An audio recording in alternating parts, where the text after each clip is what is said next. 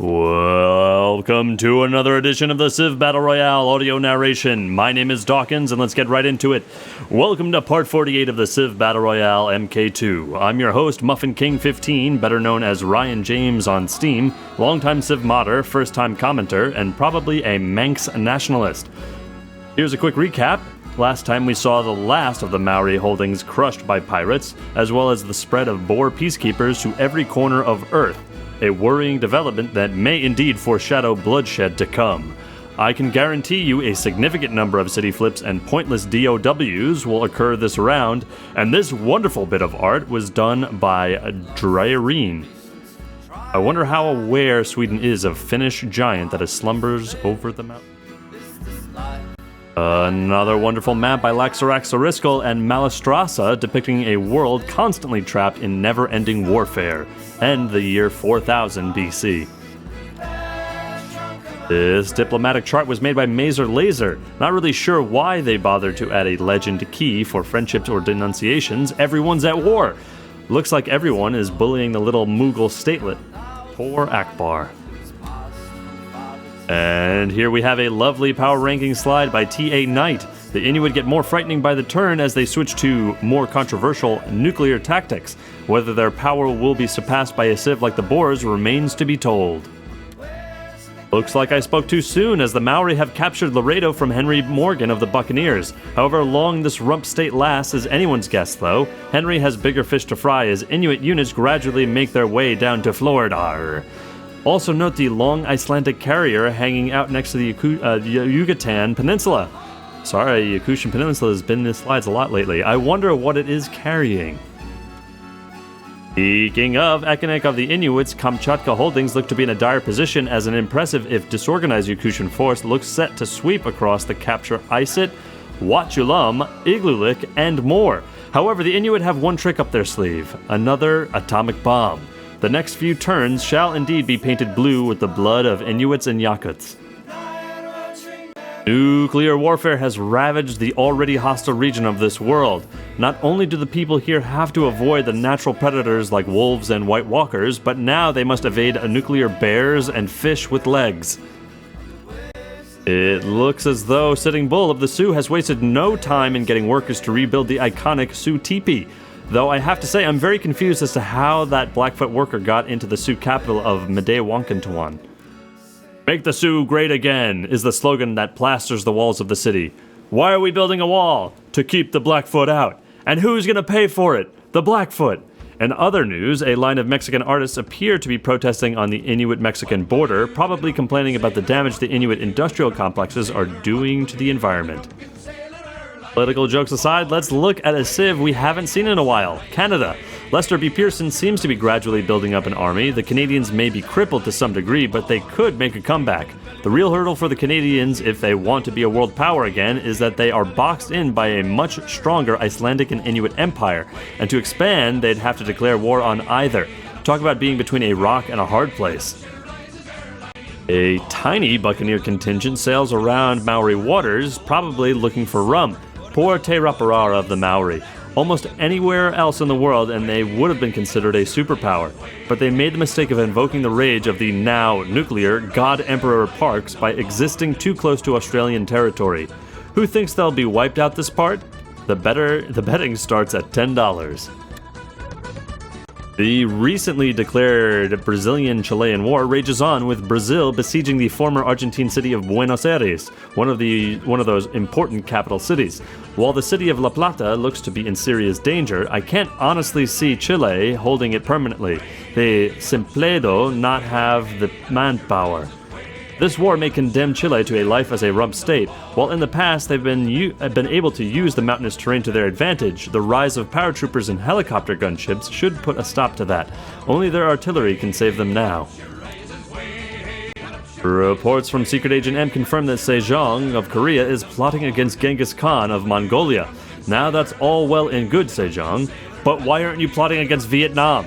Every turn, the Trunk Sisters get stronger, and Sejong just sits there cradling nukes in his arms as if they were newborns. That's a pretty sight. In all seriousness, though, a Mongol-Korean war could prove to be very interesting. While Korea obviously has a tech advantage, the Mongols have an increasingly scary-looking carpet. Very spoopy. Did Genghis upgrade his troops since I last looked? Sejong may bite off more than he can chew if he declares war. Also note that the Yakutian infantry skiving off duty at the bottom of the screen. Shouldn't you be fighting a war somewhere? Speaking of expanding Vietnamese power, the Trung seemed poised to conquer what remains of the Cham. This appears to be confirmed by Agent Semiramis, who has discovered a plot against Che Bang Nha of Champa. Just like in real life, Vietnam has been bullying the Cham for centuries. Or maybe Battle Royale has leaked into real life. Food for thought, people. Ouch! It appears Afghanistan has been embargoed by the World Congress. Though I have no idea how important trade was to the Afghan economy, the fact that the Afghan UI, the Kali, yields gold should help mitigate the damage. Not that it matters, Afghanistan is barely a regional power, and the sudden Finnish presence in the area should be a bigger cause for concern. I also sense that the Finns are preparing an assault on the Mughal city-state of Gyanse. Also, am I the only one who finds it amusing that dev civs such as Rome and the Ashanti are still given World Congress delegates? Damn, son! That flying carpet, though. If I recall correctly, the Finland was pretty low down on the initial power rankings. It was predicted that they'd be wiped out by a greater power like the Soviets or Polska. How wrong they were. Instead, Kekkonen of Finland has forged an impressive empire with holdings all around the world. In the grand city of Helsinki, propaganda dedicated to glorifying Kekkonen adorns towering skyscrapers. Finland, Finland, Finland, the country I want to be pony trekking or camping, is blasted by loudspeakers from every street corner. I have no idea what that means. Gustavus of Sweden better finish upgrading his army. Already I see more advanced vessels in Swedish waters along with a few infantry, but it'll take a lot more than that to fend off the giant that we know as Finland. Also of note, the world ideology is now autocracy. This doesn't mean much in terms of military development, but it may encourage a few civs to reconsider their ideology.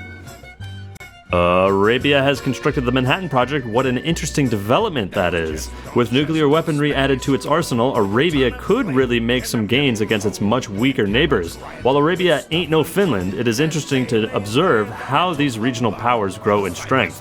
Meanwhile, in Siberia, a Boer peacekeeping force, heads north to investigate the Yakat-Sibir stalemate. A lone Sri Lankan vessel observes the recently renewed conflict between Chile and Brazil. Chile appears to be holding rather well, Buenos Aires has not fallen yet, and La Plata looks to be in an increasingly precarious position. A small but significant group of Chilean units patrol the waters around La Plata, and the Brazilian presence in the region is looking a little thin. It'll be interesting to see how this plays out. Portugal's pretty weak, but you're not going to do much damage with a couple of privateers, Ahmed of Morocco. France looks like it's growing in power, not that it will ever be a regional power. It's too technologically backwards, but at the very least, civs like Iceland or Sweden may have a tough time conquering it. It appears that Korea has made peace with the Mughals, like that war was ever relevant. Gustavus of Sweden appears to have thrown down the gauntlet at Tiridates of Armenia. This would be much more exciting and relevant if there wasn't a Spartan in the way, or a Swedish military presence anywhere near Armenia.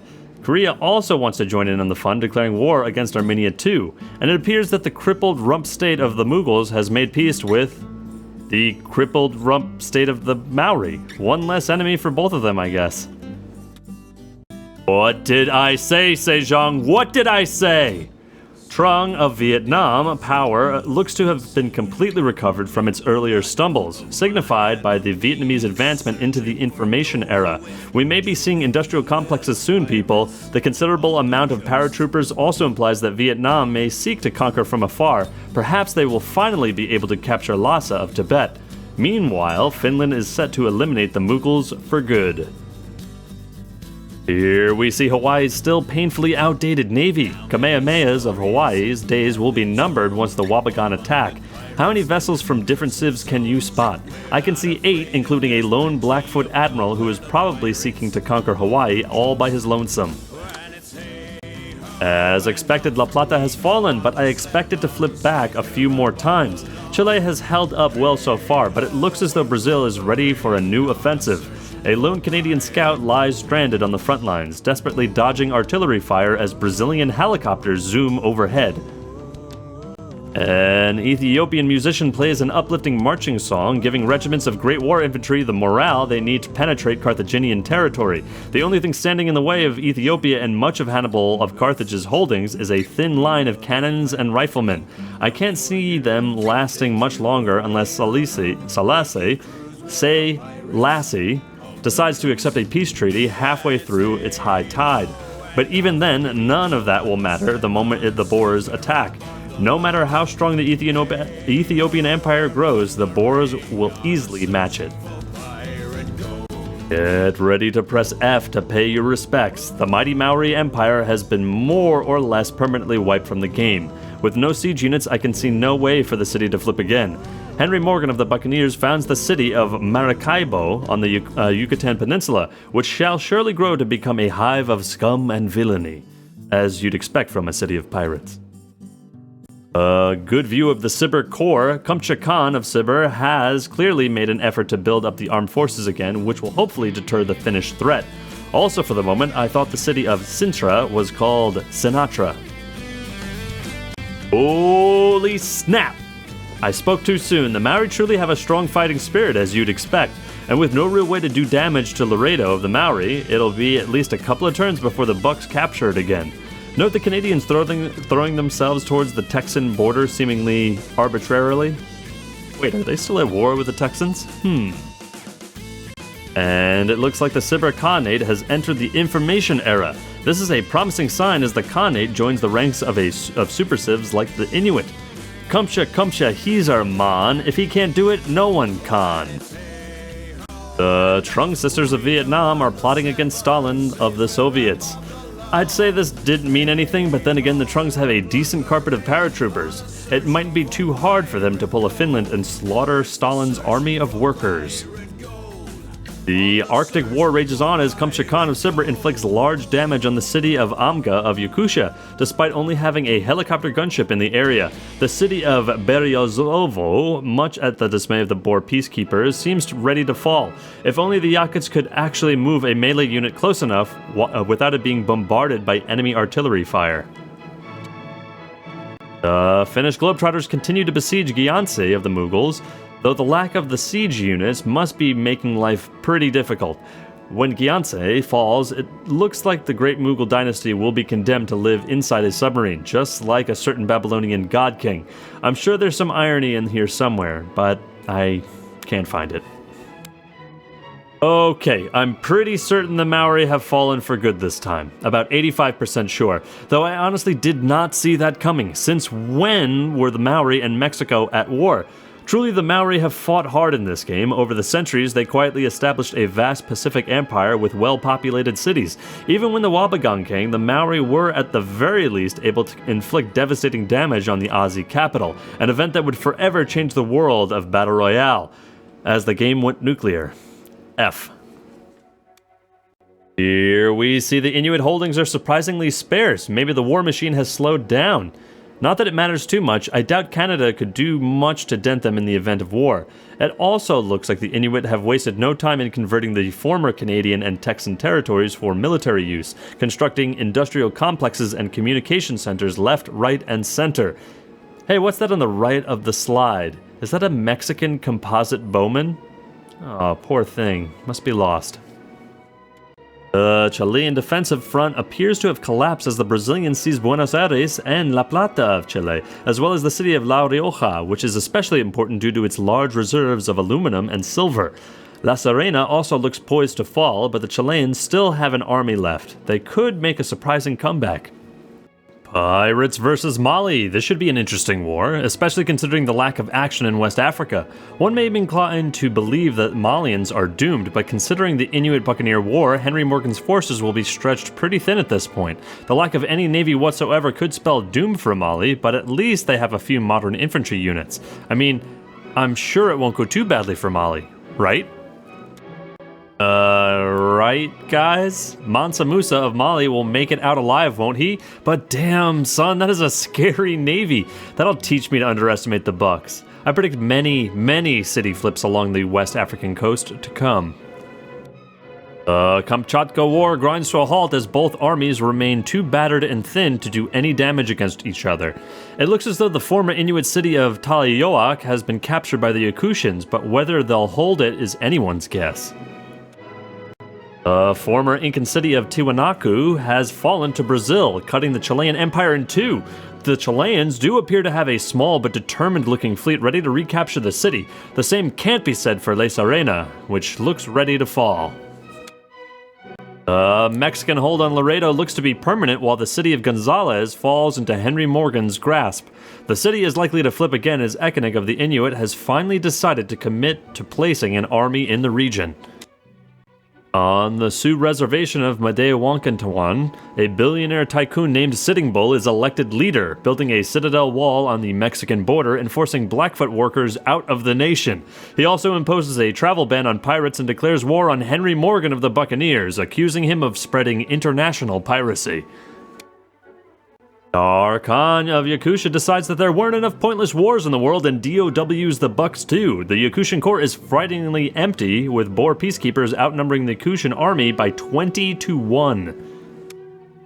Because the region apparently wasn't crowded enough, Henry Morgan plops the city of Port-au-Prince on the Central American coast. I wonder if this war is actually going to go anywhere. I predict that the Bucks will lose Petit Gave to the White Walkers, but neither side is committing a truly massive force. Every time one of these utterly pointless and irrelevant declarations of war occur, I find myself with less to say each time. Darius, you are not making my job any easier. Armenia seems to have a fair number of its unique units in action. The Mamakonian. I hope I pronounced that correctly. Mamakonian. For anyone interested, his ability is, mounted units within 2 tiles of the Mamakonian general gain the Nakharar promotion, granting them a 33% bonus when attacking cities and allowing them to earn additional gold from plundering cities following a different religion than the first religion founded.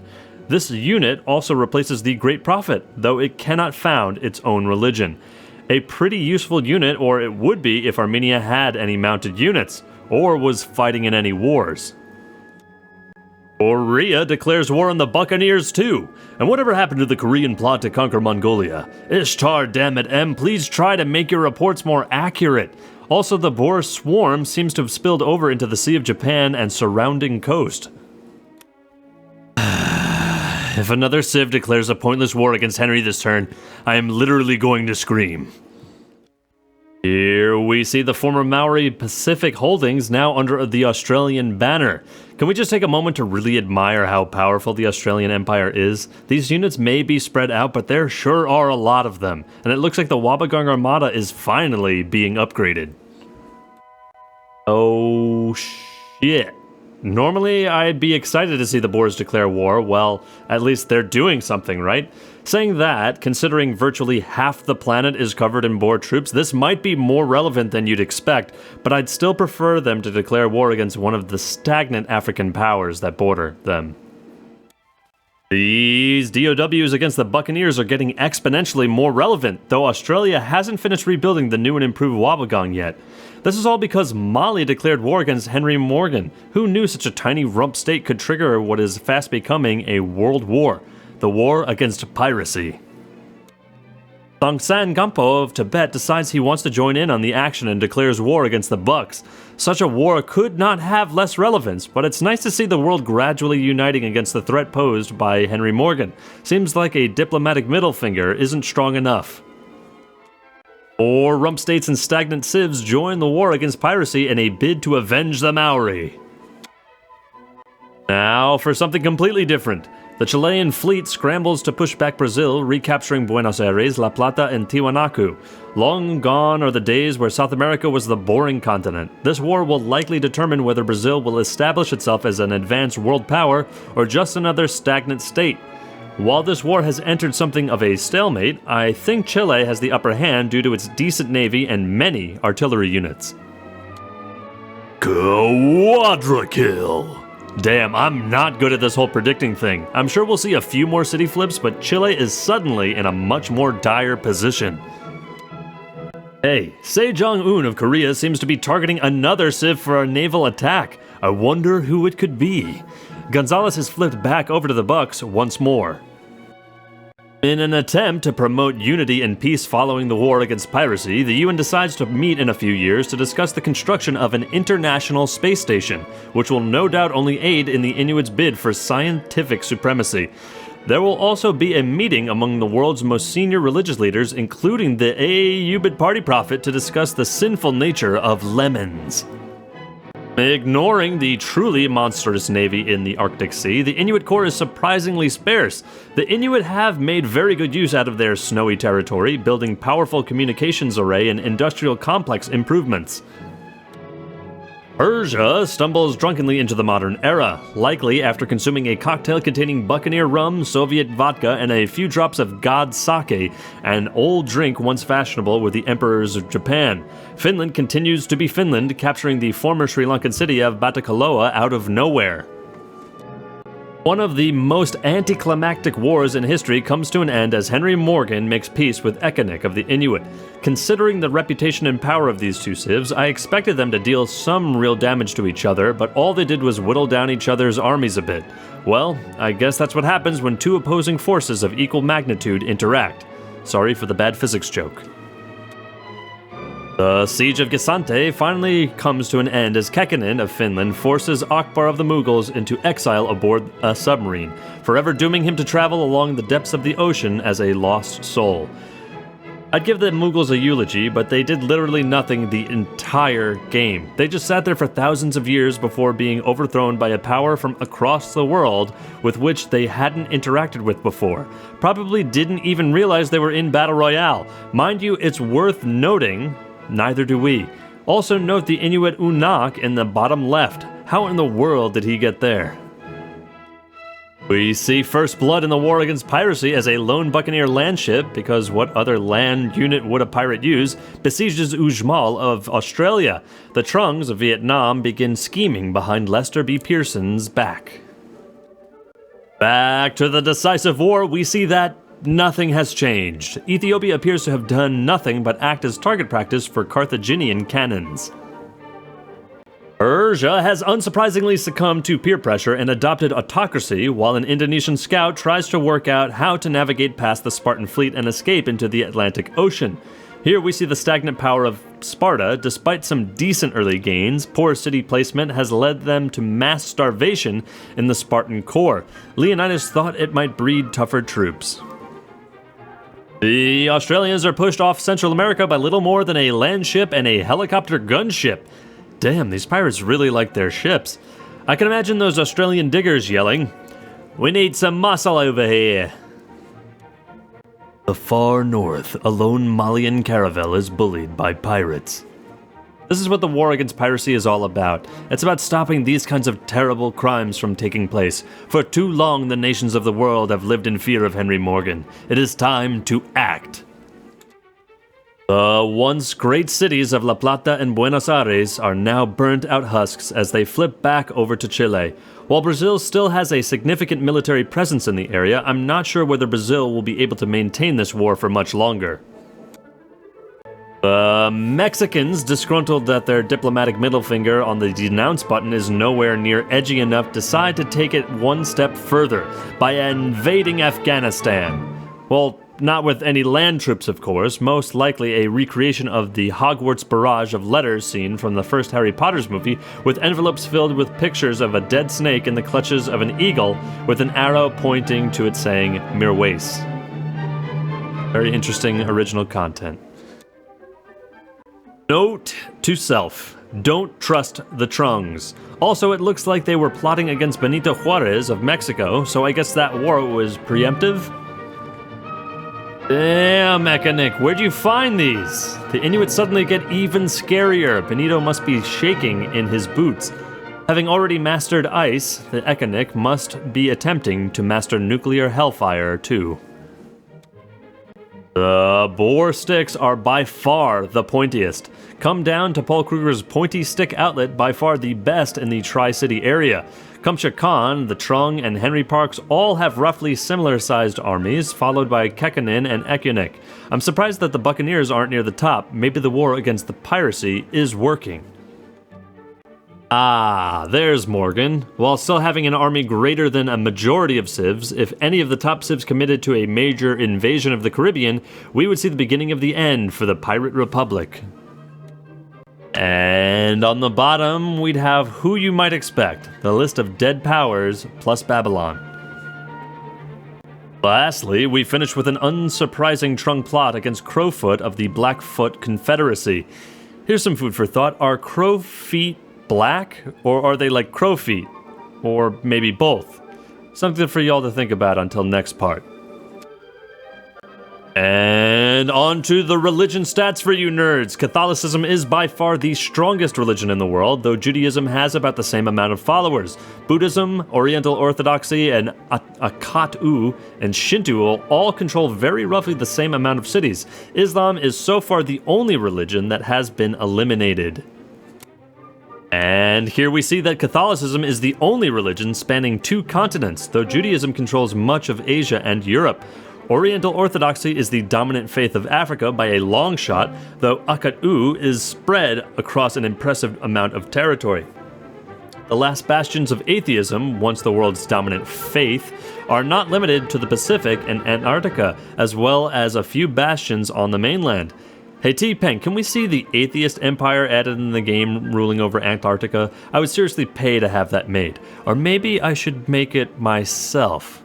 TPang's note, only if you make the trait enlightened by my own intelligence. Gain a golden age points for working scientist specialist slots. That's my best TPang impression, although his voice is actually much nicer. Anyway, that is the audio narration for part 48. Are we up to 48 already? My name is Dawkinzz, and we'll see you next time.